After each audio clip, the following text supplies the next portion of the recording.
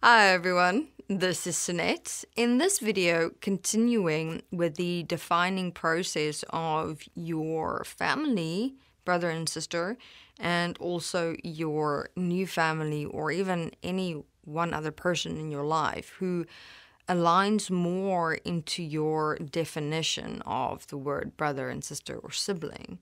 Many may also kind of relate to the word, the sibling you've never had.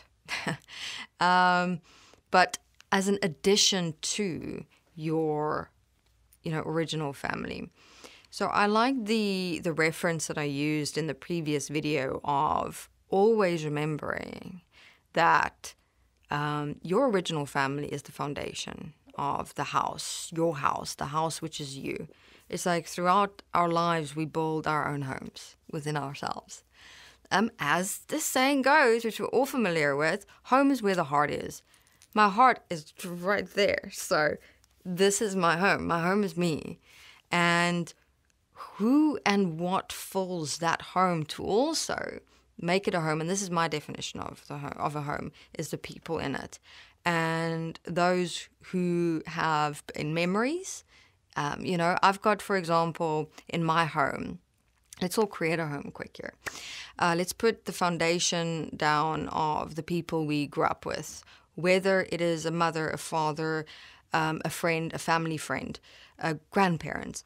We all have a different history in who we grew up with, but however good or bad that was, it has become the foundation of who we are today. You can draw lines back into who you are now and how you grew up and who you grew up with, and you will see it had an impact, an influence, and an effect in some way or another to have brought you to the place and space in your life where you are now. So that will always be relevant. That's our foundation. Now we start building the layers and the bricks throughout our years. All the people, teachers, friends, family, extended family, traveling buddies, whoever has been in your life starts layering the bricks. And at the same time, all the people in your foundational years, your younger years, will now be in picture frames in your house. Again, whether good or bad, they had an influence, they had an effect. They're still in your memories. They're still a part of you inside yourself. Now, you've got the people who's in your life today. And even if your family, if you're fortunate enough to have the people who you grew up with or the family you grew up with in your life to this day, each of them have their own room in your house. And you've obviously got the main bedroom. And now you've got this new family coming in. Okay, let's say you become part of, through your partner, a whole new family or families. And what happens there is you start building an extended foundation to your original foundation in your house.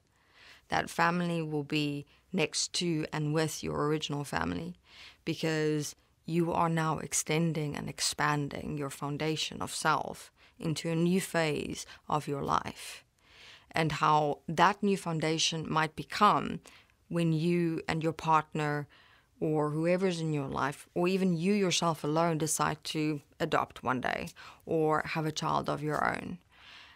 Or a child happens to walk into your life somewhere or another, or, some other person walks into your life who you partially see as your own child.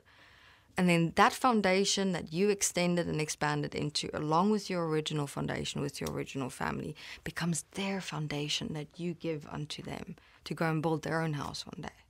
You see, everyone, the thing is, everything and every single one in our lives have got equal value, importance, and meaning. So the one most important lesson I learned in all of this with my brother and my sister in my original family was the amount of emotion I invested in them. Emotion meaning I judged myself even more for doing things wrong or bad. I became even more regretful. I became even more sorrowful for the things that I felt I could have done better. I pained myself in my mind so much more. Everything was heightened, emphasized in my emotions, feelings, experiences with my brother and sister than with anyone else in my life. But I was going through the same things with any given person who was coming in and out of my life. So just because I made it so much more difficult for myself to work through, to understand, and to change.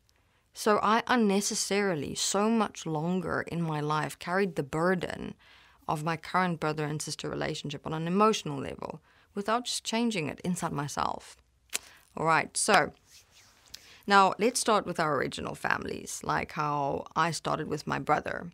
How I redefined my relationship with my brother, first and foremost, was I forgave and come to terms with myself as the sister I was with him throughout my life. So I essentially had a look at, who am I as the current word sister with my brother? What do I need to work through? What do I need to forgive inside myself? What do I need to change? What have I done and not done because of who I was in this word? Then I, for example, wrote down, what are the things that I would like to have with my brother? Okay, so how would I like to be? How would I like to be when I allow myself to freely express myself with my brother as just me, as a person, how I know myself. Okay, forget the sister thingy. Just me, Sunette. So then I wrote it down and I was like, I would just want to walk up to him and just ask how it's going. No conditions, no expectations. Just ask him how he's doing more. How his body's doing with his healing process and what he's going through in his life. What new ventures is he busy with? Just like more of a check-in. And secondly, I'd like him to be more a comfortable part of my life.